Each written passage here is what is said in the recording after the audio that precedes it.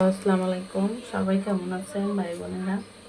এখানে আমি পেঁপে নিয়েছি, তারপরে হচ্ছে গাজর নিয়েছি, এদিকে আমি নিয়েছি কিছু সরি সাবুদানা। এগুলো দিয়ে আমি এই দুধগুলা দিয়ে আমি এক ধরনের ফিন্নির মতোই রান্না করব, সবজি ফিন্নি।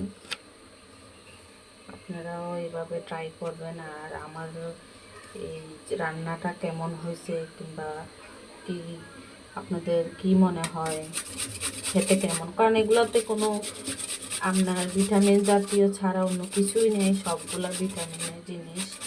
যেহেতু গাজর আছে, আপনার সাবুদানা আছে, দুধ আছে, তারপরে পেঁপে আছে, তার সাথে সুজিও দিব। এগুলো সব কিছু দিয়ে এক ধরনের সবজি পায়েসের মতোই হবে। হ্যাঁ, এগুলো ভিটামিন। এগুলো দিয়ে আমি রান্না করব, কেমন হয় আপনারা আমাকে একটু জানাবেন। বেশি নিব না। এই তো এগুলো সিদ্ধ দিয়ে দিচ্ছে, এদিকে আমি এখন এই সাবুদানাটা সিদ্ধ করে নেব। এর সাথে সসপ্যানটা নিয়ে আপনারা কোনো কমেন্ট করবেন না, কেন সিলভারটা ভালো না, যার কারণে কালারটা সুন্দর না। এই তো আমার এগুলো সিদ্ধ হয়ে গেছে। এখন পরবর্তী আমি একে একে এগুলো দিয়ে দিতেছি মশলা, তারপরে চিনি দিয়ে দিব। চিনি আপনি মতো চাইলে আপনি গুড় দিয়েও করতে পারেন, অথবা খেজুরের গুড় দিয়েও করতে পারেন।